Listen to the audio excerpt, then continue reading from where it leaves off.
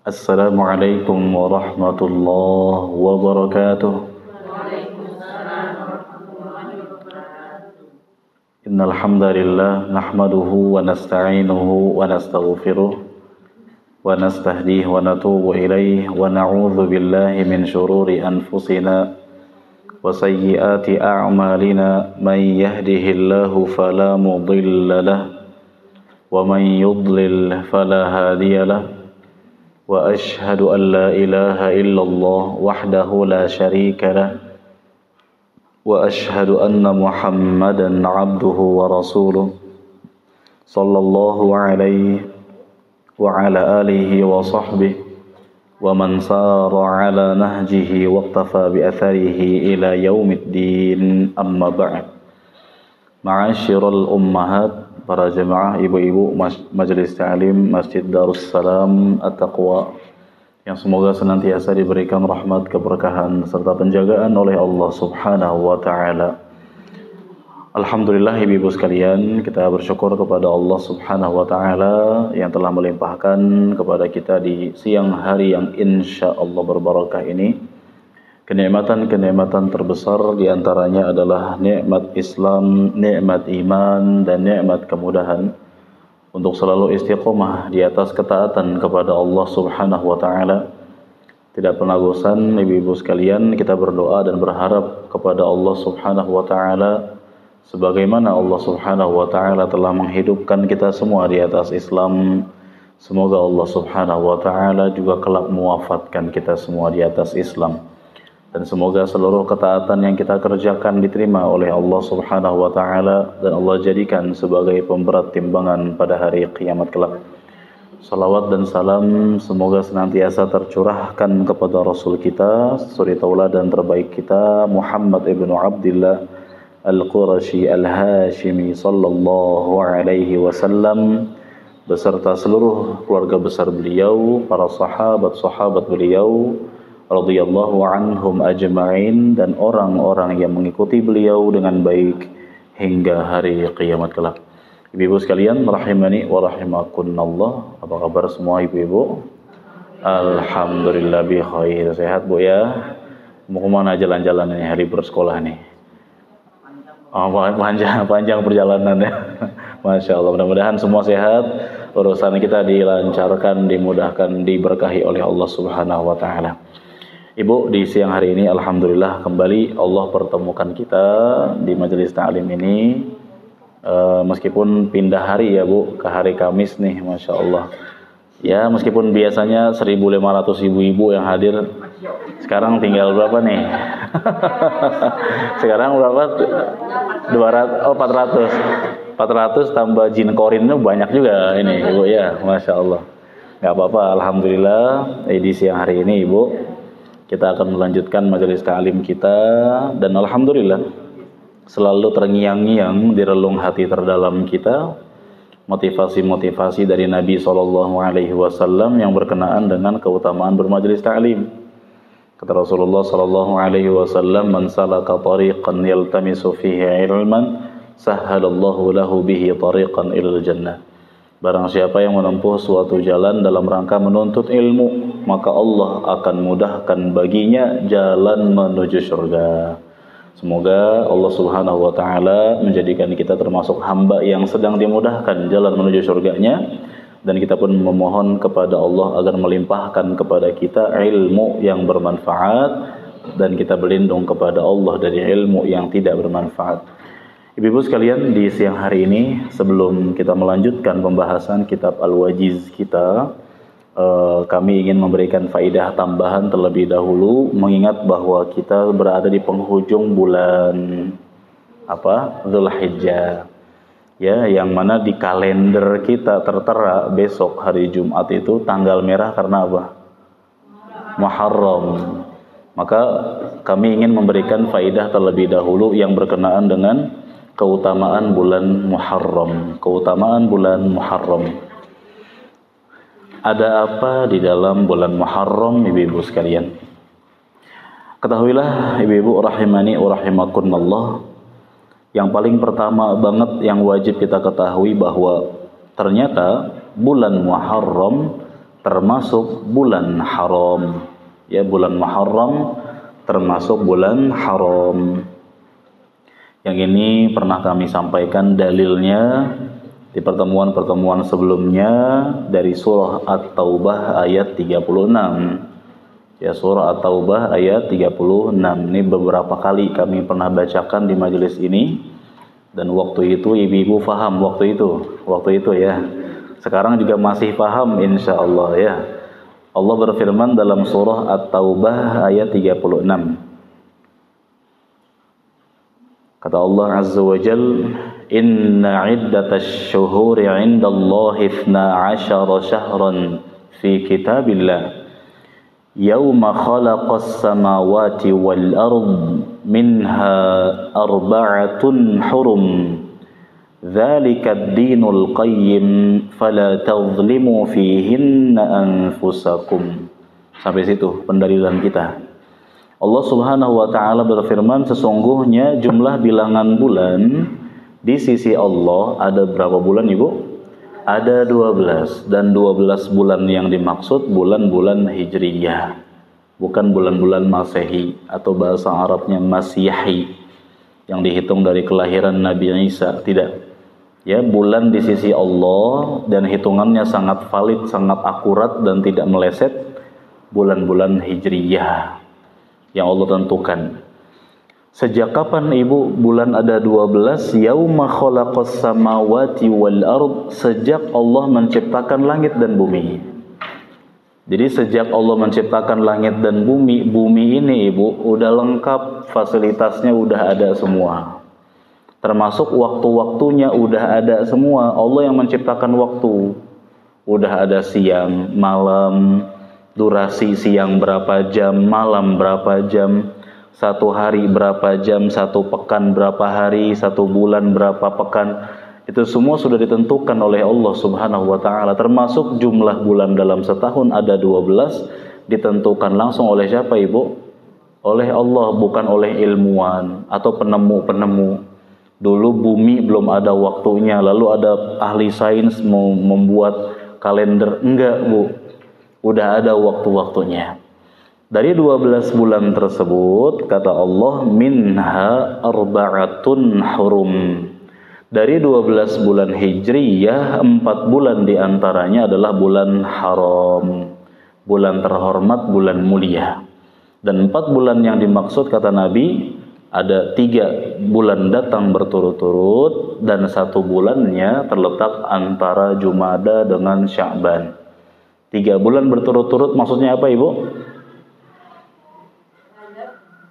Raja. Yang urutannya, Bu? Nggak apa-apa. Baik ya, Dzulqa'dah, Dzulhijjah, Muharram. Yang satunya bulan apa? Rajab. Baik ya, yang hafal-hafal, yang enggak nyuekin saya aja, udah bengong aja. Dulu kayak hafal, dulu apa ya? Maret, Agustus, apa lagi gitu. Agustus ya, Ibu ya. Ternyata Muharram termasuk bulan haram. Apa sih bulan haram? Masih di ayat yang sama, kata Allah, "Fala tazlimu fihinna anfusakum." Jangan kalian jahati diri-diri kalian di 4 bulan tersebut. Maksudnya jangan jahati, silakan. Jangan jahati diri kita, Ibu, maksudnya jangan maksiat. Jangan berbuat dosa. Orang yang berbuat dosa sebenarnya dia sedang menyakiti diri sendiri. Kenapa? Orang yang berbuat dosa sedang menggiring dirinya menuju azab. Orang yang berdosa kalau nggak taubat, maka dia terancam mendapatkan siksaan di alam kubur dan di api neraka. Maka kata Allah, di 4 bulan tersebut jangan kalian jahati diri kalian, jangan maksiat. Ya, berarti kalau mau maksiat maka di bulan-bulan lain. Nurut aja sama guru, bulan-bulan lain. Iya, Bu. Mikirin apa sih, Bu? Ya, jangan bengong ya, Masya Allah. Kalau kita mau maksiat kapan, Bu? Gak boleh maksiat. Maka maknanya maksiat di bulan haram dosanya dilipat-lipat gandakan. Ya, dosa itu kan, maksiat itu kan nggak boleh kita lakukan. Kalau dilakukan di bulan haram, lebih parah dosanya. Tapi enaknya ketaatan di bulan haram, pahalanya juga dilipat gandakan. Maka ibu-ibu tambahkan semangat dalam mentaati Allah di bulan-bulan ini, wabil khusus bulan Muharram. Kemudian ibu, selanjutnya keutamaan bulan Muharram. Keutamaan bulan Muharram.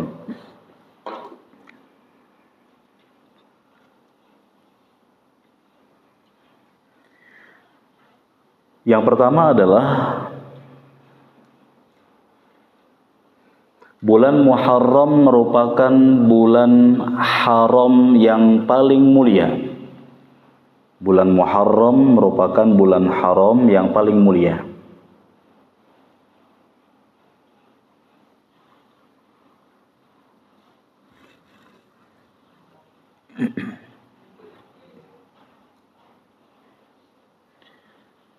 Kan bulan haram ada 4, ya kan Bu? Nah yang paling utama, paling mulia di sisi Allah itu bulan Muharram. Sempat para ulama berbeda-beda pendapat dalam menentukan bulan haram yang paling utama tuh bulan apa. Nah para ulama sebagian besar mereka mengatakan bahwa yang paling utama adalah bulan Muharram. Kenapa demikian ibu-ibu sekalian? Karena bulan Muharram, kata para ulama termasuk Al-Hasan Al-Basri rahimahullah, beliau mengatakan, Innallaha aftataha as-sanah bi syahrin haram wa khatamaha bi syahrin haram. Sesungguhnya Allah memulai tahun Hijriyah dengan bulan haram dan mengakhiri tahun Hijriyah juga dengan bulan haram. Jadi pembuka dan penutup kalender Hijriyah itu dengan bulan haram. Bulan haram pertama di kalender Hijriyah apa? Muharram. Bulan terakhir apa? Dzulhijjah, kan sama-sama bulan haram. Kemudian Allah Subhanahu wa taala dan Rasulnya menamakan bulan Muharram dengan Muharram. Muharram itu kan secara bahasa Indonesia Bu, artinya yang diharamkan.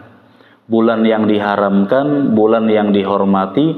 Kenapa? Li syiddati tahrimihi, karena kemaksiatan di bulan tersebut sangat-sangat dilarang. Ya, kalau bulan haram yang lain kan namanya nggak ada haram-haramnya. Dzulhijjah, ya Dzulqa'dah, Dzulhijjah, Rajab. Nggak ada nama haram-haramnya. Tapi bulan pertama di kalender Hijriyah dinamakan langsung dengan sifatnya Muharram. Apa arti Muharram tadi Bu? Diharamkan, dihormati, dimuliakan. Sampai nama bulannya aja dinamakan dengan nama sifatnya. Ibaratnya begini Bu, bulan Agustus kita namakan dengan bulan kemerdekaan. Tahun baru Islam ya Bu ya. Meskipun kita ya nggak bakar apa-apa ya, nggak ngerayain dengan apa-apa. Ngerayainnya dengan kajian kayak gini, Masya Allah. Kita namain Agustus bulan kemerdekaan. Jadi orang lebih semangat ketika masuk ke bulan Agustus, kan gitu. Kita namain bulan Maret misalkan bulan puasa, jadi lebih semangat. Nah Allah dan Rasulnya menamakan bulan pertama di kalender Hijriyah dengan nama sifatnya Muharram, karena menunjukkan bulan ini kemaksiatan sangat-sangat diharamkan dan sangat-sangat dimuliakan, ketaatan pahalanya sangat-sangat diutamakan untuk dikerjakan.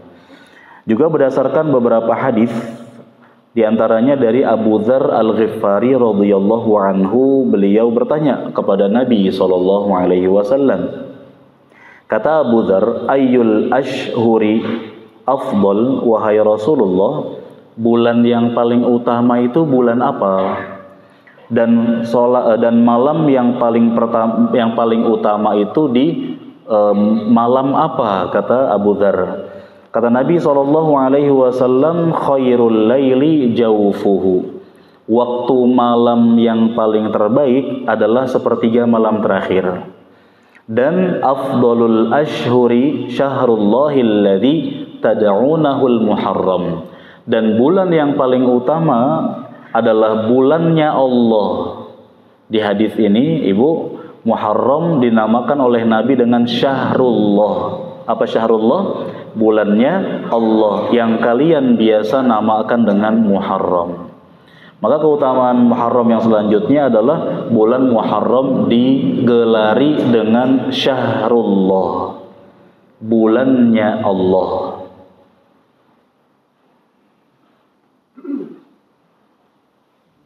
Ya, bulan Muharram digelari dengan Syahrullah, yang artinya bulannya Allah.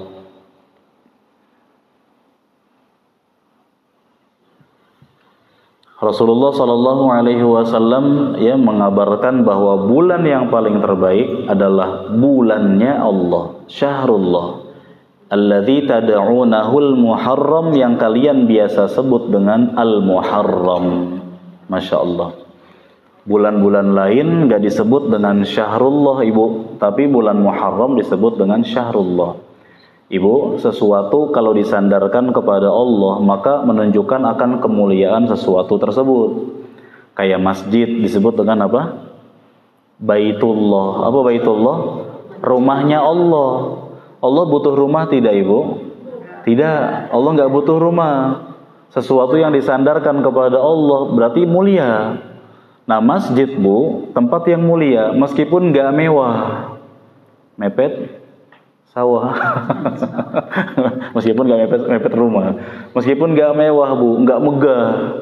Zaman sekarang, Bu, memang Nabi udah ngabarin jauh-jauh hari, nanti di akhir zaman itu orang-orang akan berlomba-lomba dalam meninggikan dan menghias masjid.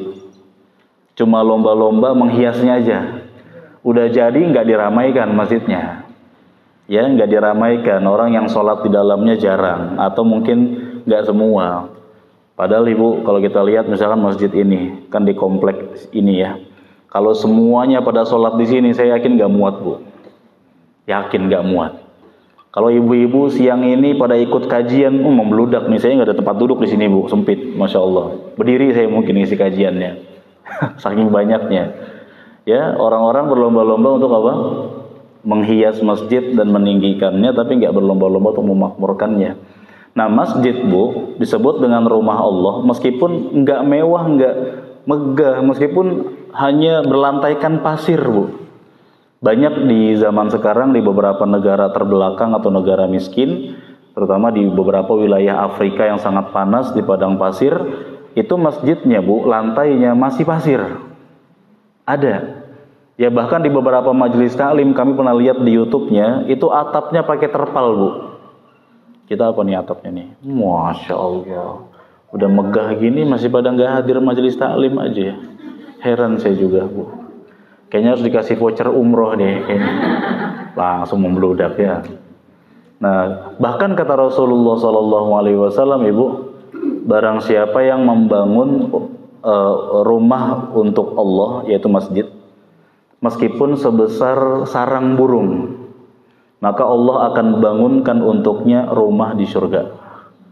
Kalau ibu cuma punya uang untuk beli batu bata buat pembangunan masjid, cuma nyumbang satu batu bata buat masjid, Bu, Allah, kata Nabi SAW, akan bangunkan untuk kita rumah di surga. Jadi nyumbang buat masjid pembangunannya nggak mesti besar. Ya, ibu iseng-iseng punya tabungan nggak nganggur 2 miliar kasih masjid ya, Kak. Iseng-iseng, Bu, ya 2 miliar buat apa sih, nggak bermanfaat, saya juga udah kasih. Misalnya, Bu, ya. Apalagi ya lebih daripada itu. Baik. Kemudian ya beberapa makhluk kadang disandarkan kepada Allah. Nah, itu menunjukkan akan kemuliaannya. Termasuk bulan Muharram disandarkan kepada Allah, Syahrullah, menunjukkan akan kemuliaannya. Baik. Kemudian juga ibu-ibu sekalian rahimani wa rahimakumullah, keutamaan selanjutnya adalah berpuasa. Yang paling terbaik, berpuasa sunnah yang paling terbaik adalah di bulan Muharram. Berpuasa sunnah yang paling terbaik adalah di bulan Muharram.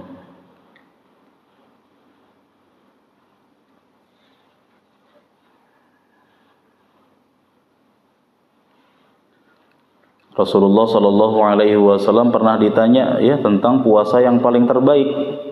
Kata Rasulullah Shallallahu Alaihi Wasallam, "Afdalus siyami ba'da Ramadan, siyamu syahrillahil Muharram, wa afdalus salati ba'dal fariidah, salatul lail." Puasa yang paling terbaik setelah puasa Ramadan adalah puasa di bulan apa? Di bulannya Allah, yaitu Muharram. puasa sunnah paling terbaik, Bu. Ya, yang dikerjakan di bulan Muharram. Dan sholat yang paling utama setelah sholat 5 waktu adalah sholat apa, Ibu, kira-kira?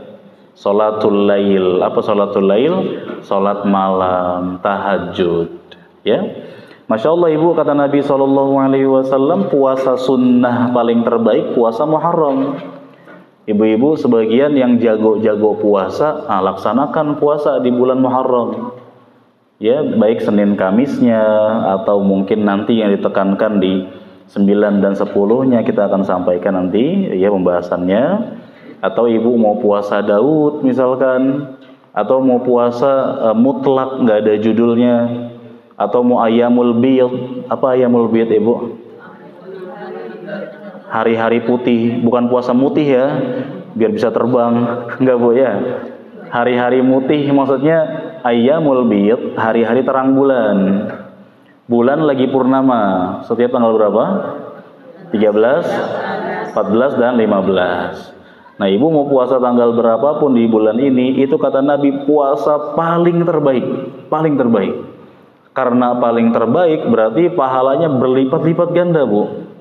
Satu puasa saja, kata Nabi SAW, kullu amali bani Adam lahu illa siyama fa innahu li wa ana ajzi bih. Setiap amalannya anak Adam adalah untuk dia, kecuali puasa. Puasa itu untuk aku, kata Allah. Aku yang akan langsung membalasnya. Kata para ulama, maksudnya adalah hanya ibadah puasa yang pahalanya tak terhingga, tanpa batas. Nggak tahu nominalnya berapa, saking banyaknya, Bu. Nah, kata Nabi, puasa sunnah paling terbaik di bulan Muharram, berarti lebih berlipat-lipat ganda lagi. Ya, atau minimal kalau ibu kebetulan belum bisa untuk puasa, kebetulan masih ada tamu yang baru datang tamu maksudnya ya. Lagi apa maksudnya? Lagi mens misalkan, ya ibu bisa kejar pahala dengan apa? Ngasih bukaan ke yang puasa. Apa kata Nabi SAW? Man fattara sha'iman, barang siapa yang memberikan buka ke orang yang puasa, kana lahu mithlu ajrihi, maka dia akan mendapatkan pahala si orang yang puasa tersebut, tanpa mengurangi pahala si orang yang berpuasa tersebut sedikit pun. Ibu ngasih orang bukaan ke orang puasa satu orang, ibu dapat pahala dia. Ini nikung pahala yang terpuji nih. Nggak nikung juga sih, kalau nikung kan dia nggak kebagian. Dia masih dapat pahala puasa, tapi ibu dapat pahala dia, bayangkan, Masya Allah. Itu kalau satu, Bu. Gimana kalau ibu ngasih bukaan ke 100.000 orang, Masya Allah. Mustahil gak, Bu? Enggak ya, nggak mustahil ya, nggak mustahil. Ngasih dulu ke 10 orang, ya, ngasih ke lama-lama naik terus. Nah, ibu-ibu sekalian, kita belum bisa puasa, ngasih bukaan ke yang puasa. Atau minimal banget apa, Bu? Share infonya, keutamaan puasa di bulan Muharram. Nanti ibu akan mendapatkan pahala jariah. Ada satu orang yang dia mendapatkan hidayah karena ajakan kita, ibu akan mendapatkan pahala dia dan terus-menerus mengalir sampai hari kiamat. Nah, ibu sekalian rahimani wa rahimakumullah, puasa paling terbaik adalah puasa di bulan Muharram. Kemudian para ulama menginfokan begini, Bu. Nabi SAW itu ternyata malah jarang puasa sunnah di bulan Muharram. Dalam riwayat yang mungkin pernah saya sampaikan di bab puasa waktu itu, Nabi SAW malah lebih banyak puasa di bulan apa? Sya'ban. Bahkan kata Aisyah radhiyallahu anha, Nabi itu selalu puasa di bulan Sya'ban dan beliau jarang tidak puasanya. Ibarat dari 30 hari bulan Sya'ban, mungkin beberapa hari aja yang Nabi gak puasa. Selebihnya Nabi banyak berpuasa di bulan Sya'ban. Maka para ulama menjawab kenapa Nabi lebih banyak puasa di bulan Sya'ban dan jarang puasa di bulan Muharram. Tetap, ibu, ya, keutamaan yang paling tertinggi, paling teratas ditempati oleh bulan Muharram. Nabi SAW jarang puasa di bulan Muharram karena apa? Kata para ulama, kesibukan beliau. Karena bulan Muharram itu kan bulan pertama di suatu tahun. Orang-orang atau kepala negara atau presiden itu, ibu, kalau di bulan pertama, termasuk juga di hari pertama, itu lebih sibuk. Ya, sama juga dengan kita ya. Di hari pertama itu Senin jauh lebih sibuk daripada Jumat. Ya, kemudian Januari lebih sibuk daripada Desember. Januari kan orang mikirnya karena memang awal tahun kan. Desember mungkin aktivitas setengah bulan saja, setelah itu mikir liburan kan begitu. Bagi yang memang punya liburan. Kalau yang nggak libur ya sama aja, mau Desember mau Januari kerja terus ya. Nggak ada libur ya, apalagi ibu-ibu, Masya Allah. Nah ibu, kata para ulama, bisa jadi Nabi itu di bulan Muharram beliau tersibukkan dengan peperangan atau urusan kenegaraan, termasuk juga beliau bisa jadi karena sakit atau safar dan lain-lain, sehingga beliau jarang puasa di bulan Muharram, lebih banyak di bulan apa? Sya'ban. Ditambah alasan beliau lebih banyak puasa di bulan Sya'ban karena apa ibu? Menemani istri-istri beliau yang punya hutang, baru bisa bayar hutang di bulan Sya'ban. Ditambah juga bisa jadi Nabi di bulan-bulan sebelumnya karena sakit atau safar nggak sempat puasa sunnah, beliau qadha puasa sunnahnya itu dirapel semuanya di bulan Sya'ban. Jadi begini ibu, meskipun Nabi lebih banyak puasa di bulan Sya'ban, jarang puasa di bulan Muharram, bukan berarti bulan Sya'ban lebih utama dari bulan Muharram. Tetap yang lebih utama bulan apa? Bulan Muharram. Baik, berikutnya ibu. Keutamaan selanjutnya, di dalamnya ada hari Asyura. Di dalamnya ada hari Asyura.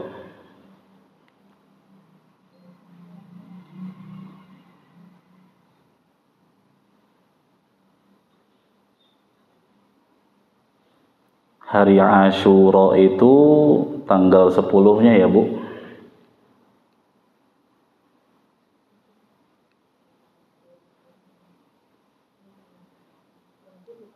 Hari Asyura tanggal 10-nya.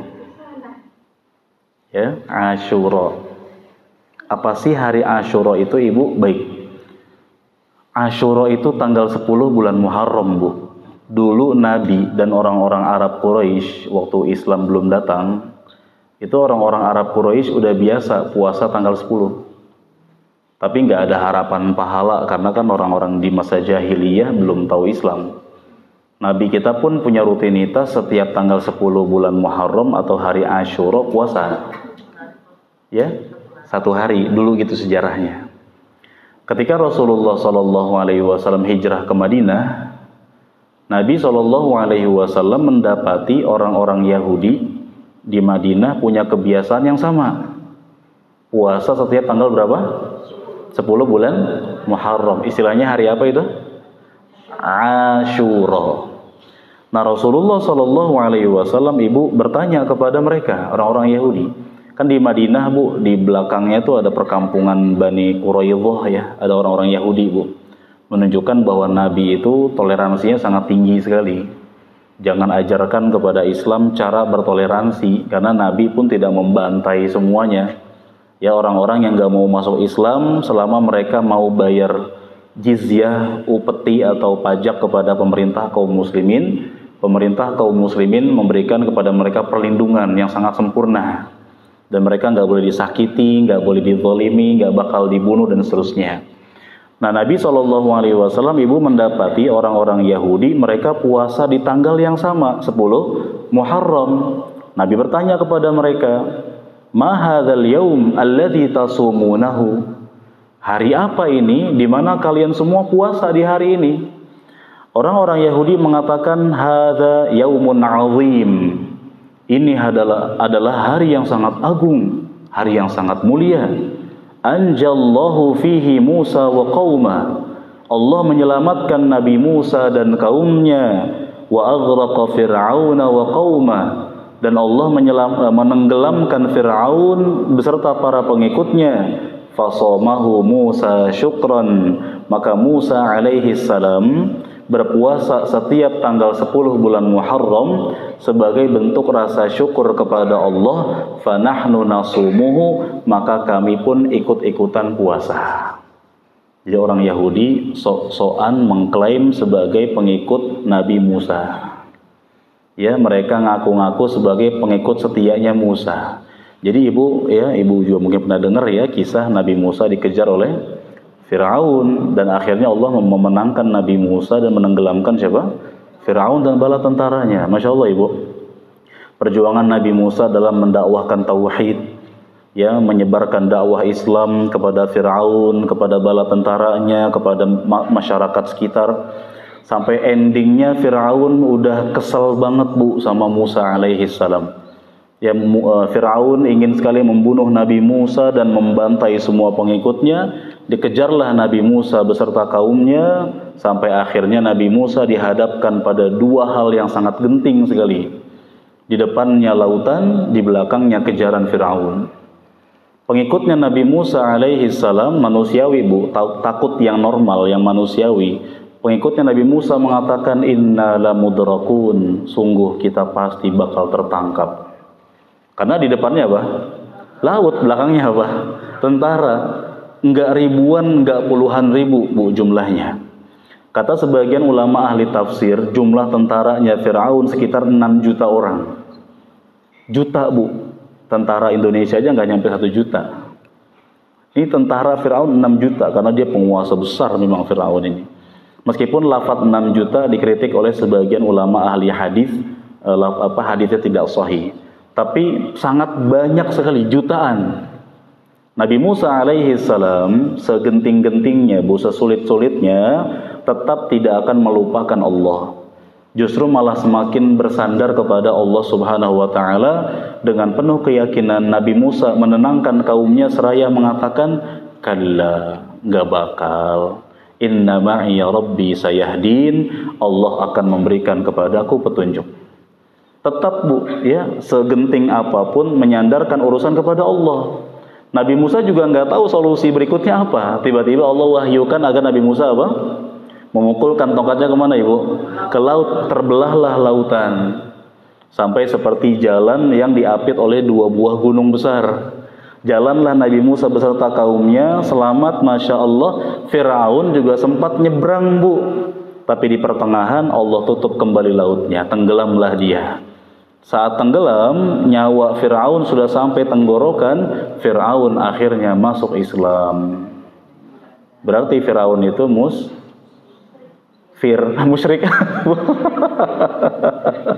Ibu, Fir'aun sempat mengatakan, amantu bima amanat bihi Banu Israel. Aku beriman dengan Tuhannya Bani Israel. Berarti Fir'aun Ibu, tapi kata Allah, al-an, apakah baru sekarang? Waqad asaita qablu, sebelumnya kamu maksiat. Maksudnya apa ibu? Nyawa sudah sampai tenggorokan baru taubat. Kenapa baru sekarang? Kata Allah. Berarti apa? Kata Nabi SAW, taubat itu akan diterima selama nyawa belum sampai tenggorokan. Ini nyawa udah sampai tenggorokan bu, baru Islam, telat. Ditenggelamkan dulu sama Allah, pas dicabut nyawanya baru berislam, telat. Maka Fir'aun mati di atas kekufurannya. Nah, kemenangan tersebut ibu ternyata di tanggal berapa? 10 bulan Muharram. Nabi Musa alaihi salam sebagai bentuk rasa syukur kepada Allah, setiap tanggal itu beliau puasa Asyura, ya. Dan pengikut Nabi Musa pun puasa. Orang-orang Yahudi ngaku-ngaku sebagai pengikut Nabi Musa, ikut-ikutan puasa juga setiap tanggal 10 bulan Muharram. Nabi terkejut mendengar jawaban mereka bu. Kata Nabi SAW, fanahnu ahaqqu bi Musa wa aula bi Musa minkum. Kami lebih berhak untuk mencontoh Nabi Musa daripada kalian. Ya, Nabi SAW kan Nabi dan Rasul, dan kaum muslimin lebih berhak mencontoh Nabi Musa daripada orang-orang Yahudi. Orang Yahudi itu memang bu, sebagian mereka Bani Israel yang Islam ikut kepada Nabi Musa. Tapi Bani Israel atau Yahudi, kalau sekarang nih Zionis, dari dulu memang orangnya ngeyel-ngeyel bu. Apa tuh ngeyel? Susah dibilangin. Dan mereka itu nggak nurut sama Nabi Musa bu. Kebiasaan orang-orang Yahudi dulu pas masih menjadi pengikut Nabi Musa, ketika Allah perintahkan sesuatu, mereka banyak nanya. Ya, berarti banyak nanya itu ciri-cirinya atau kebiasaannya orang-orang Yahudi. Habis kajian jangan ada yang nanya. Enggak gitu, Bu. Banyak nanya versi Yahudi itu banyak nanya biar enggak jadi. Contoh, Bu, Allah perintahkan kepada mereka nyembelih sapi. Banyak nanya, sapi yang gimana? Sapi yang seperti apa? Coraknya gimana? Warnanya apa? Hampir Nabi Musa kesal itu, Bu. Ya, sengaja mereka banyak nanya untuk biar Nabi Musa kesal, akhirnya nanti minta kepada Allah, ya Allah nggak jadi aja. Jelas, Bu, ya? Ibarat orang disuruh banyak nanya bukan karena ingin taat, tapi biar ujung-ujungnya nggak jadi. Nak, tolong beliin bawang di warung. Bawangnya yang gimana nih, Mah? Warna putih. Putih banget apa lebih ke kuning? Ijo. Oh, ijonya ijo terang, ijo gelap. Piring terbang tuh. Banyak nanya kamu. Akhirnya ibu kesel kan. Udahlah, nggak jadilah kan gitu, Bu. Yahudi kayak gitu. Kata Nabi SAW, yang membuat Bani Israel binasa, orang Yahudi dulu binasa karena mereka banyak nanya kepada nabi-nabi mereka. Banyak nanya yang tujuannya untuk biar nggak jadi. Tapi kalau kita banyak nanya untuk dapat ilmu boleh, nggak masalah. Ya, ibu setelah ini misalkan banyak nanya, Masya Allah. Akhirnya sampai saya nggak jadi pulang. Ya, kalau banyak nanya untuk ilmu boleh, bahkan bagus.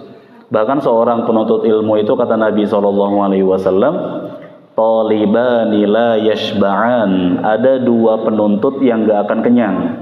Satu, talibud dunya, orang yang menuntut dunia, mencari dunia, dan yang kedua talibul ilm, penuntut ilmu. Orang yang mencari dunia nggak bakal kenyang, dan orang yang menuntut ilmu juga nggak bakal kenyang. Bedanya yang pertama negatif, yang kedua positif. Maka kita harus jadi orang yang menuntut ilmu dan nggak pernah kenyang dengan ilmu. Baik. Nah, di hadis ini, Ibu, Nabi SAW akhirnya pun memerintahkan kepada para sahabat untuk berpuasa tanggal 10 bulan Muharram yang disebut dengan puasa apa? Ashura. Dan waktu itu, Ibu, kan masih tahun 1 Hijriah. Nabi kan baru banget hijrah ke Madinah. Tahun 1 Hijriah. Syariat puasa Ramadan belum ada. Maka hukum puasa Ashura waktu itu wajib. Nabi SAW umumkan kepada para sahabat, dan pengumumannya siang-siang, Bu. Barang siapa yang siang ini udah puasa, teruskan puasanya. Barang siapa yang siang ini sedang tidak puasa, silahkan puasa setengah hari. Nah, waktu itu kata para sahabat dan sahabiyat, akhirnya kami mengajak putra-putri kami yang masih kecil untuk ikut puasa. Kami buatkan untuk mereka mainan-mainan, ketika mereka kelaparan kami berikan mainan itu. Jadi para sahabat, para sahabiyat, mereka puasa di tanggal 10 bulan Muharram, hukumnya masih wajib. Dan putra-putri mereka yang masih kecil juga dilatih untuk berpuasa. Tapi cara puasanya bukan seharian, bukan setengah hari, tapi seharian. Dan boleh memberikan iming-iming berupa mainan. Jangan juga jadi iming-iming berupa main game. Dulu para sahabat ngasih mainan, berarti boleh nih ngasih anak puasa full seharian buat main game aja. Bukan hatamin Quran, hatamin game. Ini juga salah. Ya, berikan hadiah-hadiah yang edukatif, yang mendidik mereka. Nah, ibu-ibu sekalian rahimani wa rahimakumullah, menunjukkan bahwasanya ya di dalam bulan Muharram ada keutamaan, yaitu ada hari Ashura, yang mana ibu-ibu sekalian Nabi SAW bersabda tentang keutamaannya. Keutamaan puasa Ashura, kata Rasulullah SAW, ahtasibu 'ala Allah an yukaffiras sanatal madiyah. Puasa Ashura dapat menghapus dosa-dosa setahun yang lalu.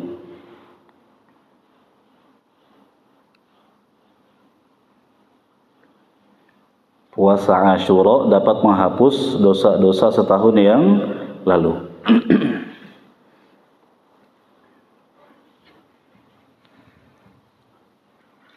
Nah, adapun di tahun kedua Hijriahnya, Bu, kan sudah mulai turun ayat tentang puasa Ramadan. Maka yang wajib sekarang adalah puasa Ramadan, puasa Asyura hukumnya mustahab sunnah. Kemudian poin selanjutnya, dianjurkan berpuasa di tanggal 9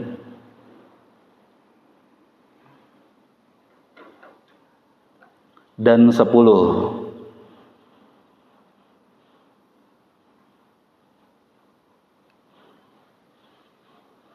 dalam rangka menyelisihi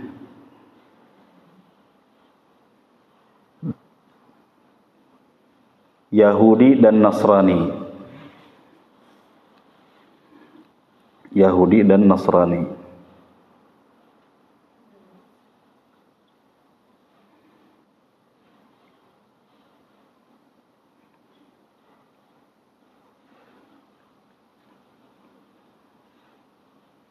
Ya, jadi di tahun 11 Bu. Tahun 11 Hijriah, kan jadi dari tahun 1 sampai tahun 11 para sahabat mengerjakan puasa Asyura. Tanggal 10-nya aja. 10. Di tahun 11 Hijriah, Bu, di bulan Muharramnya, Rasulullah SAW dikabarkan oleh para sahabat, ternyata tanggal 10 bulan Muharram adalah hari yang sangat diagungkan oleh Yahudi dan Nasrani. Maka Nabi SAW mendengar bahwa tanggal 10 Muharram adalah hari yang sangat dispesialkan oleh dua ahli kitab ini, Yahudi Nasrani. Kata Nabi, la in ishnal muqbil la sumnat tasya. Kalau tahun depan kita masih hidup, insya Allah kita akan puasa tanggal 9. Ya, 9 yang disebut dengan Tasu'a. Kalau tanggal 10 disebut dengan Asyura, tanggal 9 Tasu'a. Ya, Nabi SAW mengatakan, kalau tahun depan aku masih hidup, insya Allah kita puasa tanggal 9. Nah, para ulama menyikapi hadis ini, mereka berbeda-beda pemahaman, Bu. Tapi saya simpulkan saja langsung bahwa faidah dari hadis tersebut adalah kita dianjurkan untuk berpuasa tanggal 9 dan 10. Ya, 2 jadinya. 9 dan 10. 9 dalam rangka apa tadi, Ibu? Menyelisihi kebiasaan Yahudi dan Nasrani. Tanggal 10 dalam rangka apa tanggal 10-nya? Asyura, yang pahalanya apa? Menghapus dosa setahun yang lalu. Masya Allah, Bu, cuma dengan puasa sehari, dosa-dosa setahun yang lalu dihapuskan sama Allah, subhanallah. Maka para ulama menyimpulkan juga ada yang diistilahkan dengan marotib atau tingkatan puasa Muharram, tingkatan puasa Asyura, tingkatan puasa Asyura. Yang paling tertinggi adalah puasa 3 hari, 9, 10, 11. Itu yang paling tertinggi. Ya, tingkatan puasa Asyura pertama berpuasa 3 hari, 9, 10, 11.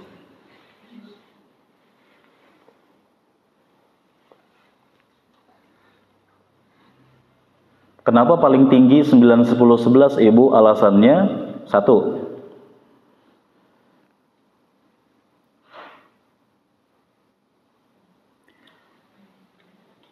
dalam rangka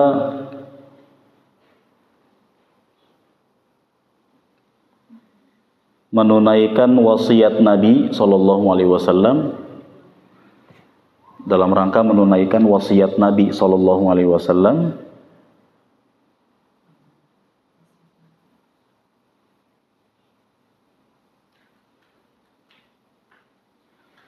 untuk berpuasa 3 hari setiap bulan. Untuk berpuasa 3 hari setiap bulan.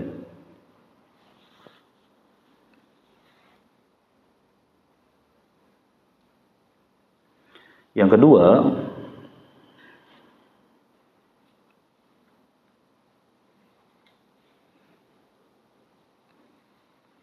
dalam rangka menyelisihi Yahudi dan Nasrani,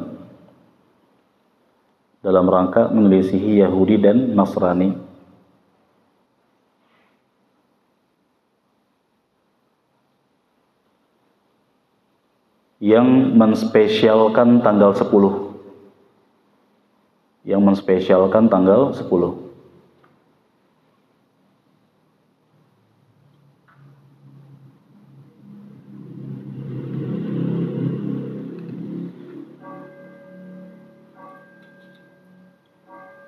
Bel pulang.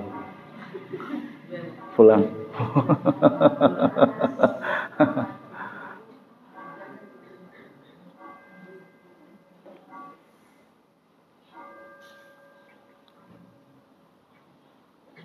Yang ketiga, untuk kehati-hatian. Untuk kehati-hatian.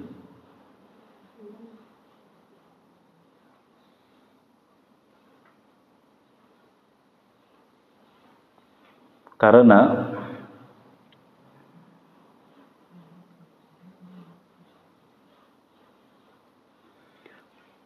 bisa jadi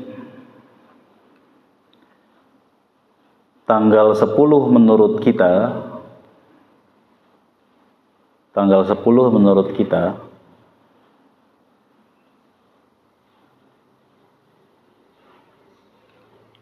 di sisi Allah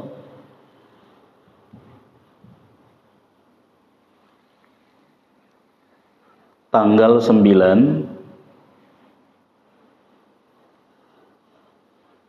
atau 11.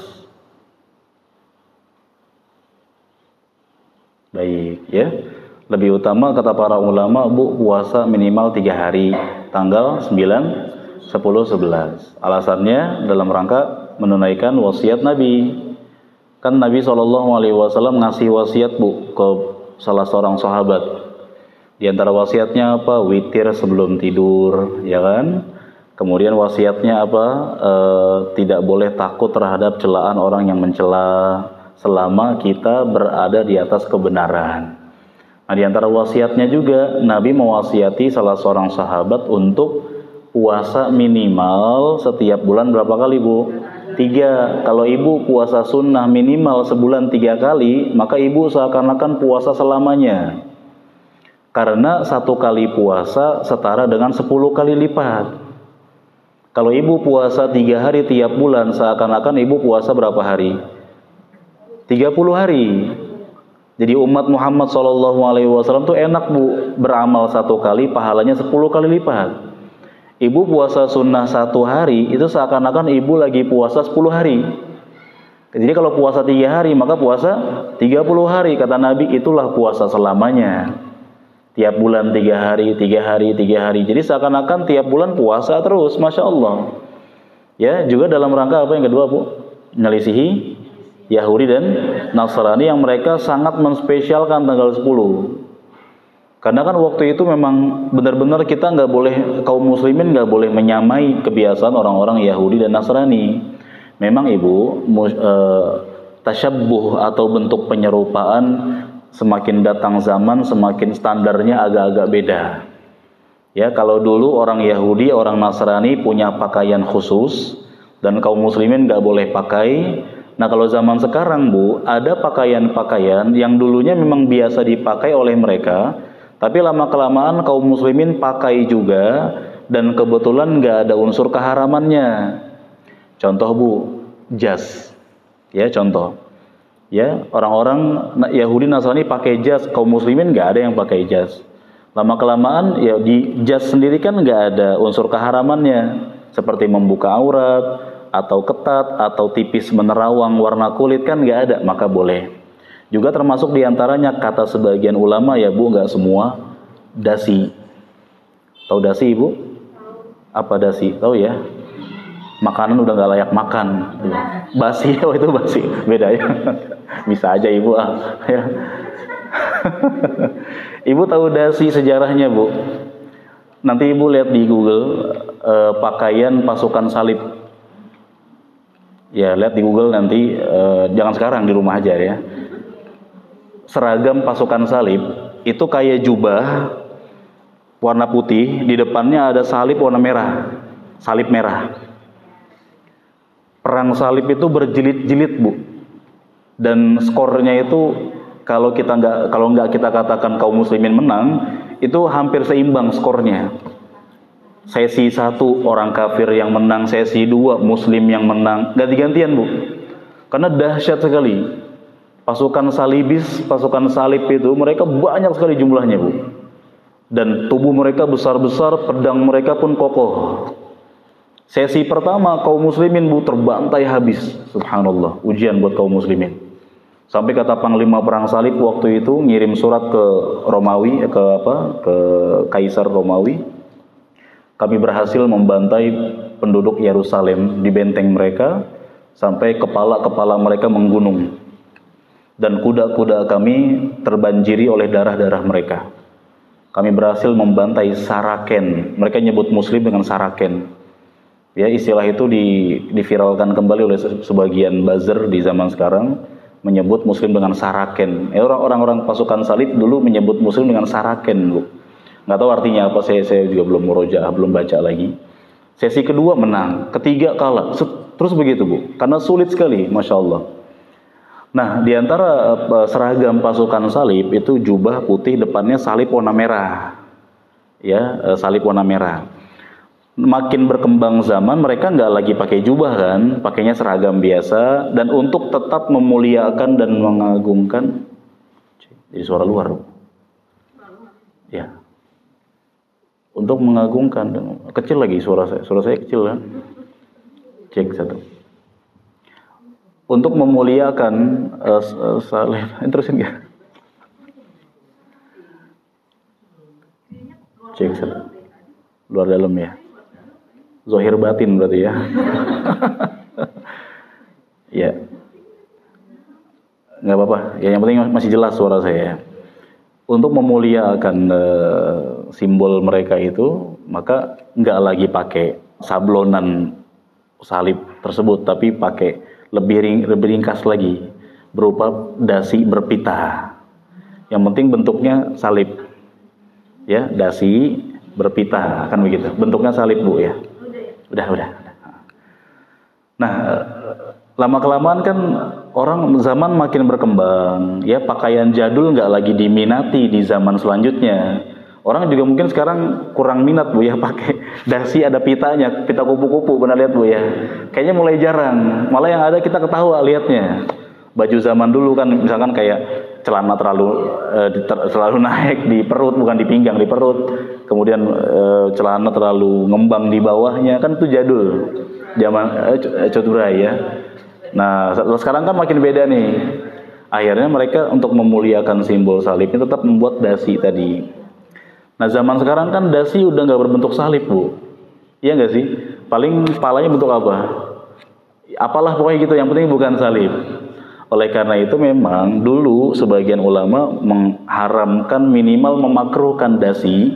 Lama-kelamaan karena dasi udah nggak berbentuk salib lagi, dan yang pakai dasi nggak cuma orang kafir saja, lama-kelamaan menjadi mubah, boleh.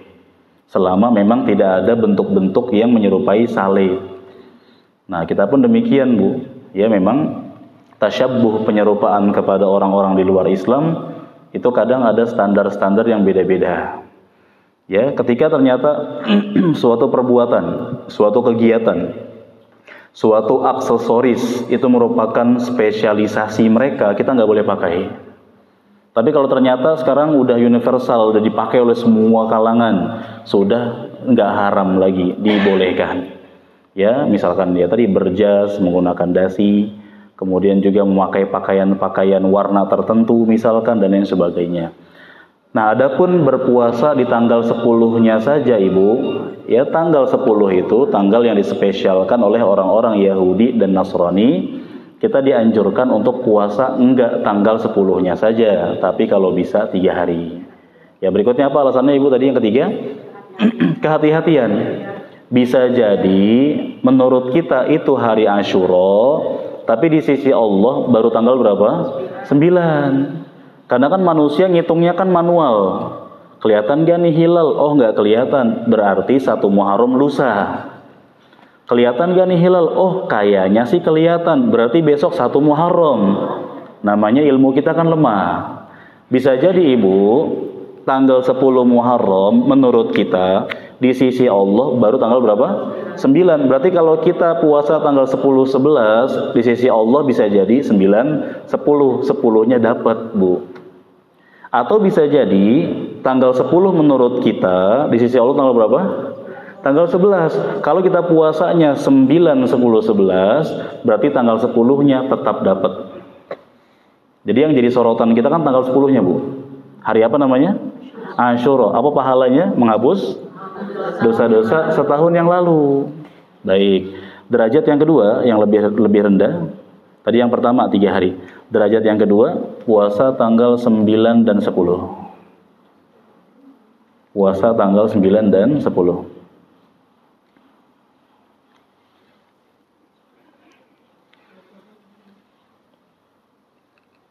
9, 10.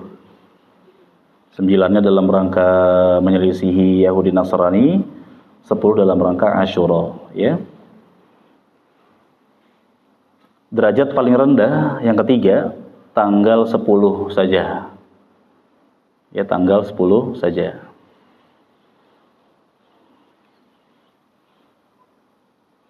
Baik. Dan ini wallahu a'lam, Ibu, pendapat yang saya pilih. Kalau ada yang puasa tanggal 10 saja, maka wallahu a'lam boleh. Ya, minimal banget, Bu, semalas-malasnya tanggal 10-nya. Karena keutamaannya kan ada di hari Asyura. Asyura dari kata asyarah yang artinya 10. Berarti minimal semalas-malasnya tanggal 10 jangan sampai ditinggalkan, Bu. Ya, baik, semalas-malasnya ya.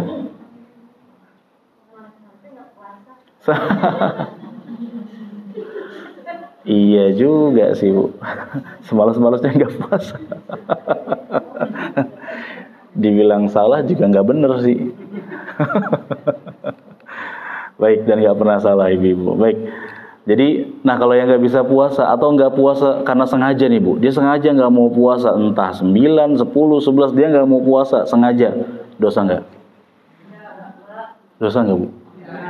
Kok enggak? Nah, kan sunnah. Yang penting jangan sambil ngeremehin sunnah. Karena Ibu, nggak semua orang jago puasa. Kebetulan juga misalkan tanggal segitu masih hari kerja.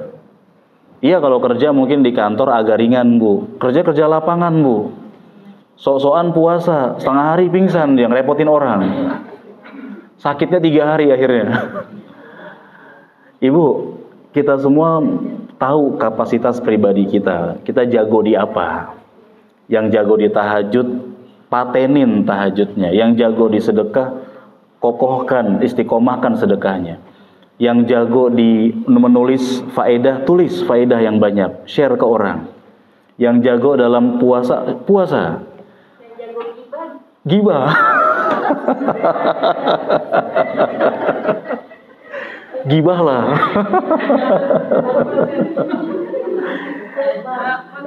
Yang jago gibah skip, maksudnya tahan ya. Beralih ke apa? Ikut ngaji tahsin. Jadi lisannya kepake buat tahsin, kan begitu ya. Nah, yang jago apa? Dakwah. Ada salah seorang sahabat, Bu, sahabat Nabi SAW. Beliau ahli dalam khatam Quran. Ya kayak ibu-ibu lah, masya Allah gitu kan. Sebulan sekali khatam ya, Bu ya, masya Allah. Tadi karena saya datang berhenti bacanya gitu. Coba saya belum datang terus ngajinya itu, sampai khatam itu, masya Allah. Bu, sahabat tersebut dia jago dalam menghatamkan Quran. Dia mengatakan kurang lebih maknanya begini, Bu.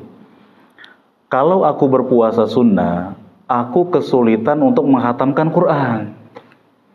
Makanya sahabat tersebut jarang puasa sunnah, alasannya karena jago di khatam Quran. Kalau menghatamkan Quran sambil puasa itu berat bagi beliau. Makanya beliau menjagokan di khatam Qurannya. Oleh karena itu, Ibu, kan Nabi juga jawabannya beda-beda. Ketika sahabat bertanya, wahai Rasulullah, amalan apa yang paling terbaik? Dari sahabat lain Nabi katakan yang terbaik birrul walidain, berbakti sama orang tua. Sahabat lain bertanya, apa yang paling terbaik wahai Rasulullah? Kata Nabi, jihad, berperang di jalan Allah. Sahabat lain bertanya, kata Nabi, sholat di awal waktu. Kok beda-beda jawabannya? Nabi lihat kondisi penanyanya. Yang bertanya fisiknya kuat, orang kayak gini cocoknya jihad, berperang di jalan Allah. Yang bertanya nih rajin sholat nih, kamu lebih utama sholat di awal waktu. Yang bertanya nih orang yang punya orang tua yang sudah tua renta harus dijaga. Nggak mungkin Nabi arahkan kamu lebih cocok jihad. Orang tuanya udah tua renta, nggak ada yang jaga. Kamu lebih baik jaga orang tua. Nah, karena Nabi SAW sebagai guru terbaik, beliau memahami kondisi audiensnya, mad'unya, jamaahnya, murid-muridnya. Enggak semuanya, kalian semua harus jago jihad, enggak juga. Kalian semua harus jago sedekah. Sahabat yang jago sedekah kan yang kaya-kaya, Bu. Apakah semua sahabat kaya? Enggak. Paling siapa yang kaya, Bu? Terkenal. Abu Bakar, Umar, Abdurrahman bin Auf, Uthman bin Affan, dan lain sebagainya. Enggak semuanya kaya, Bu. Sehingga ada yang jago sedekah, ada yang nggak bisa sedekah, kan begitu. Nah, oleh karena itu, kalau sekiranya ada orang yang nggak bisa puasa sunnah, tapi jangan pasrah, dia harus kejar dari amalan yang lain. Yang tadi saya sampaikan tuh, Bu, ngasih bukaan buat orang yang puasa. Atau mungkin dia bisa beramal dengan amalan-amalan yang lain. Taib. Kemudian ibu-ibu sekalian rahimani wa rahimakumullah, ada beberapa kekeliruan yang dilakukan oleh sebagian masyarakat di momen Muharram, yaitu mengadakan perayaan-perayaan khusus. Mengadakan perayaan-perayaan khusus. Nabi SAW dan para sahabatnya, Ibu, telah melewati Muharram berkali-kali. Telah melewati tahun baru Islam berkali-kali. Begitupun para sahabat-sahabat yang datang setelahnya melewati Muharram berkali-kali. Tapi mereka tidak mengadakan satu acara pun. Oleh karena itu, Ibu, spesial memang bulan Muharram, tapi bentuk pemuliaan kita terhadap bulan Muharram tidak boleh sampai menyelisihi syariat. Gembira, senang, antusias, wajib. Tapi cara gembiranya juga harus sesuai tuntunan. Jelas, Ibu? Jadi nggak perlu juga misalkan ada perayaan-perayaan khusus atau lebaran-lebaran baru dan lain sebagainya. Cukupkan lebaran dalam setahun untuk kaum muslimin ada berapa kali, Ibu? 2, Idul Fitri, Idul Adha. Kecuali Ibu mau berbagi kebaikan, sedekah dan seterusnya, silahkan. Tapi jangan diberikan judul dalam rangka merayakan perayaan tahun baru Islam. Itu wallahu a'lam, itu pendapat yang kita pilih, Bu, ya. Meskipun mudah-mudahan yang lain juga bisa memaklumi apa yang kita pilih ini. Taib. Itulah dia, Ibu, beberapa faidah tambahan seputar Muharram. Mungkin ada yang mau tanya, Ibu, silahkan. Nah, itu dia juga sama ya. Termasuk tidak disyariatkan. Baik ya. Kok saya mulai pelan suaranya nih? Suara luar. Baik ya. Ya, jadi memang sebaik-baik petunjuk Nabi SAW. Mungkin dulunya kan nggak ada internet ya, Bu, nggak ada telepon juga. Merpati juga kalau nyampe gitu kan. Nah, cara nyampeinnya mungkin siang malam dari rumah ke rumah nyampein pakai obor. Kata ulama, besok 1 Muharram jangan lupa muliakan. Mungkin begitu awalnya dulu. Tapi tidak kita jadikan sebagai alasan untuk membuat-buat perkara baru dalam masalah agama. Baik, jelas, Bu, ya? Baik. Agak-agak ngeri-ngeri sedap nih menyampaikannya, tapi nggak apa-apa ya saya sampaikan. Yang lain, Ibu, silakan yang mau tanya. Boleh, Ibu, silakan. Ibu kalau sama yang belakang, Bu. Ntar abis ini, Ibu, ya, silakan. Ini tanggal 9, 10, 11 kita ada puasa Muharram. Nanti di 13, 14, 15 lagi kita puasa itu lagi. Hari terang bulan, hari purnama. Jadi Ibu memperbanyak puasa di bulan Muharram boleh. Mau tadi yang saya sampaikan, mau Senin Kamis atau 13, 14, 15 untuk hari purnama, ya. Kemudian juga boleh 9, 10, 11 tadi, Ibu. Atau boleh juga nggak ada judulnya, tanggalnya ngacak. Yang penting jangan di hari Jumat. Kan Nabi melarang, ya, Bu, untuk kita berpuasa di hari raya pekanan. Ya, bahwasanya hari Jumat adalah hari raya kalian, maka janganlah berpuasa di dalamnya. Kecuali kalau kalian puasa 1 hari sebelumnya atau 1 hari sesudahnya. Jadi kalau mau Kamis Jumat atau Jumat Sabtu boleh. Ya kalau Jumatnya saja, saya mau menspesialkan hari Jumat lah di bulan Muharram. Kalau gitu setiap Jumat saya puasa, dilarang oleh Nabi SAW. Ya, yang boleh adalah kalau ibu puasa Daud, kebetulan puasa selanjutnya jatuh di hari Jumat, itu boleh. Ya misalkan ibu puasa Daud ya, berarti kan kalau Rabu puasa lagi kapan? Jumat, Kamisnya kan nggak bisa, maka boleh ya Rabu Jumat. Dan wallahu alam ibu, para ulama juga menyampaikan bahwa kita dilarang untuk puasa selamanya. Tiap hari puasa, nggak ada liburnya. Tiap hari bu, ya sakit. Bagi yang efisien bermanfaat ibu. Ya, saya pernah mendapati ada orang bu, tiap hari puasa. Ya, beliau mengatakan saya emang lebih nyaman puasa, enak aja, aktivitas ibadah jadi enak tiap hari puasa. Ini sesuai bu dengan apa yang ditanyakan oleh salah seorang kepada Aisyah tentang gimana sih ibadahnya Rasulullah SAW. Kata Aisyah radhiyallahu anha, Nabi kadang puasa kadang enggak. Nabi sholat malam tapi tidur dulu. Nabi jago ibadah tapi beliau nikah juga. 3 orang ini, yang satu mengatakan kalau gitu saya akan selalu puasa, nggak pernah libur puasanya. Orang kedua mengatakan kalau saya akan selalu tahajud, nggak akan pernah tidur. Yang satu mengatakan adapun saya nggak mau nikah. Nabi keluar dari rumah marah kepada mereka. Kalian yang mengatakan begini dan begini, ketahuilah aku orang yang paling takut kepada Allah. Tapi aku kadang puasa, kadang tidak. Aku sholat tahajud dan tidur dulu. Dan aku pun nikah. Maka kata Nabi, barang siapa yang benci terhadap sunnahku, dia bukan termasuk golonganku. Berarti kalau ada orang yang maksain diri tiap hari puasa, tiap malam tahajud gak mau tidur, setiap gajian gak mau dia ambil, sedekahin, besoknya tinggal kasbon, gampang. Keluarga dia tinggalkan. Ya, ibu, kalau ada orang terlalu ekstrim dalam ibadahnya, justru itu bentuk benci terhadap sunnah. Gak sesuai dengan sunnah. Jelas ibu? Baik ya, silakan ibu. Silakan. Waalaikumsalam warahmatullahi wabarakatuh. Ibu. Dzulqa'dah. Ya. Kenapa bulan Ramadan itu tidak dimasukkan dalam Masya Allah. yang dimuliakan? Ya, bagus sekali ibu, Masya Allah. Bulan Ramadan itu kan kita menahan hawa nafsu. Masya Allah. Dan kita juga disuruh meninggalkan semua maksiat. Masya Allah, ya, bagus sekali. Sama di bulan sama yang di bulan yang di 4 bulan itu juga kan kita disuruh meninggalkan maksiat. Baik, Masya Allah. Ramadan haram, baik, Masya Allah. Bagus sekali ibu tanyanya. Yang paling pertama banget memang ini semua sudah ketetapan dari Allah Subhanahu wa Ta'ala sejak Allah menciptakan langit dan bumi. Sudah berdasarkan peraturan dari Allah yang kalau ternyata Nabi enggak menyampaikan hikmahnya, maka sikap kita tetap dengar dan taat. Pasti ada kebaikan di dalamnya. Yang kedua ibu, Ramadan bukan termasuk bulan haram, ya karena memang Nabi SAW dan para sahabatnya berkali-kali meninggikan kalimat Islam dengan cara berperang di bulan Ramadan.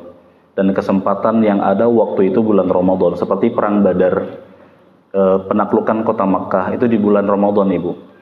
Kalau bulan Ramadan dimasukkan ke dalam kategori bulan haram sehingga kaum muslimin gak boleh perang, waktu itu sangat urgent sekali, memang kaum muslimin harus segera menang untuk meninggikan kalimat Allah di perang Badar bulan Ramadan. Jadi mungkin diantara hikmahnya adalah agar kaum muslimin bisa mengembangkan dakwah-dakwah mereka. Nah di sini ibu mungkin lebih kepada tauqifiyah, apa-apa yang Allah Subhanahu wa Ta'ala tentukan itulah yang terbaik. Tapi persamaan antara Ramadan dengan bulan-bulan haram, karena Ramadan ada keutamaannya, semua amalan yang dilakukan di bulan Ramadan pahalanya juga berlipat-lipat. Tapi tentu tidak seberlipat-lipat bulan haram. Ditambah juga hikmahnya adanya bulan-bulan haram dari 12 bulan yang ada ibu, itu seperti waktunya istirahat bagi para penjahat. Karena orang-orang kafir sejahat-jahatnya mereka di bulan haram mereka libur Bu, berbuat jahatnya. Cuti mereka 4 bulan. Ya, nggak berani membegal, nggak berani perang, nggak berani bunuh dan seterusnya. Nah, itu jadi kesempatan buat kaum muslimin untuk datang ke Madinah menimba ilmu kepada Rasulullah Sallallahu Alaihi Wasallam. Jadi orang-orang muslim yang tinggalnya jauh, mereka nggak khawatir ke padang pasir menuju Madinah karena orang-orang kafir nggak ada yang membegal karena itu bulan haram. Ya wallahu a'lam. Begitu Ibu ya, jelas ya. Barakallahu fiik. Yang lain ada lagi? Boleh Ibu, silakan. Ya. Kalau pakai daster gitu kan terus ada gambarnya tapi nggak ada kakinya, boleh nggak buat sholat? Baik ya. Daster ada gambar kartunnya tapi nggak ada kakinya. Baik ya. Ada palanya. Daster ada buat sholat ya Bu. Baik ya. Ibarat saya pakai jubah tapi gambar Doraemon di sini ya. Baik Ibu. Kalau gambar kartun yang dimaksud mukanya sempurna, ada wajah, ada mata, hidung, telinga, mulut, yang mana hal itu ada di dunia nyata, maka harus dihindari. Minimal banget dibaliklah bajunya kalau untuk sholat, meskipun memang ternyata bukan sebagai pembatal sholat, bukan. Sholat tetap sah, sholat sah, tapi ada pelanggaran pada cara berpakaiannya Ibu. Oleh karena itu dinamakan makhluk bernyawa adalah ketika lengkap ada kepala, ada wajah. Nah kalau gambarnya misalkan wajahnya nggak ada, yang penting wajahnya Bu. Kalau wajahnya nggak ada, selebihnya semuanya sempurna, maka itu ada keringanan. Karena tidak dinamakan sebagai makhluk yang bernyawa, dinamakan makhluk ketika ada kepala dan wajah. Oleh karena itu Ibu, kalau sekiranya kita punya gambar-gambar makhluk bernyawa yang kira-kira menempel pada rumah atau pakaian, ada baiknya kalau memang gambarnya sempurna, meskipun di dunia nyata tuh nggak ada. Contoh misalkan pensil berwajah, ya kita punya baju ada tempelan gambar pensil tapi ada mukanya. Di dunia nyata kan nggak ada Bu. Dunia nyata pensil hidup kan nggak ada kan. Tapi karena ada wajahnya masalahnya. Selama ada wajahnya maka dihindari. Ya karena itu termasuk makhluk bernyawa yang kata Rasulullah SAW, asyaddun nas azaban yaumal qiyamah al-musawwirun. Orang yang paling besar azabnya di hari kiamat adalah yang suka menggambar. Nah maka Nabi SAW juga bersabda, innal malaikah la tadkhulu baitan fihi kalbun wala surah. Malaikat tidak akan mau masuk ke dalam rumah yang ada anjing dan gambar makhluk bernyawaannya. Ya sekiranya terlanjur terbeli maka ada baiknya dihilangkan. Walaupun itu kartun atau mainan anak-anak ada baiknya memang dihindari. Ya kecuali memang nggak jelas di wajahnya Bu. Ya jadi mukanya nggak ada, samar. Jadi cari yang lain. Ini malah kakinya nggak ada ya, wajahnya ada. Baik ya, ada baiknya dihindari. Ya ganti yang lain. Baik. Wallahu a'lam. Jangan juga ke baju partai misalnya ada muka tokohnya. Ya, baik. Kalau yang pakai memang sebenarnya karena anak kecil yang pakai dia nggak dosa Bu. Cuma kita sebagai orang tua mengarahkan. Ya. Jadi secara hukum sholatnya, secara hukum dia sah sholatnya. Tapi pelanggaran pada cara berpakaiannya aja dihindari. Sama kayak ada orang sholat pakai sejadah curian misalkan Bu. Dia sholat Bu khusyuk Masya Allah, tapi sejadahnya hasil curian. Sholatnya sah. Sah. Atau dia sholat di masjid sengketa. Ya tanah sengketa. Itu dibahas oleh para ulama. Sholatnya sah. Ya karena nggak masuk dalam kategori pembatal sholat adalah tanah sengketa. Nggak ada. Sholatnya tetap sah, nggak masalah. Ya dia berdosa atas sejadah curiannya dan lain sebagainya. Atau ada misalkan cowok sholat nggak ada sarung, pakai bawahan mukena, ya, untuk menutup auratnya, tujuannya begitu. Ya dia berdosa atas tasyabuhnya kepada perempuan, ya tapi sholatnya secara hukum ya sah-sah saja. Wallahu a'lam. Lagi Bu yang lain silakan. Boleh? Tanya Bu. Mau saya tanya balik? Ya. Ada lagi? Silakan. Ya. Udah, nggak ada pertanyaan. Jadi kita belum jadi bahas Al-Wajiz ya, nggak apa-apa lah Ibu, mudah-mudahan ada faedah yang bertambah. Tetap Bu, Zulhijjah, Muharram ini bulan haram. Kita jaga sikap, jaga semangat, jangan sampai terjatuh ke dalam keburukan, kemaksiatan. Dan jangan lupa juga sampaikan ke keluarga Bu, ya, agar mereka tidak habis waktunya buat sosmed, apalagi ini libur sekolah kan. Ya, anak-anak jangan sampai mereka karena libur sekolah mereka habis buat sosmed. Di sosial media Bu, isinya makin macem-macem, makin parah. Ya, kita harus bijak-bijak dalam bersosmed. Ditambah ada AI kan, yang ya video-video bisa diedit kayak asli Bu, di AI itu kan. Nah, anak-anak yang suka komputer, suka teknologi ya, suka desain-desain itu tertarik bikin kayak gitu Bu. Nah, maka kita berikan himbauan. Kalau ibu-ibu mungkin nggak terlalu minat lah untuk bersosmed terlalu lama, tapi anak-anak Bu, ya kita mengkhawatirkan generasi kita di masa depan. Tapi memang Allah sebaik-baik penjaga. Tugas kita ya generasi Gen Z ya. Tugas kita berusaha mentaati Allah dimanapun kita berada. Janjinya Allah, kata Nabi, ihfazillaha yahfazka. Jagalah Allah, Allah akan menjagamu.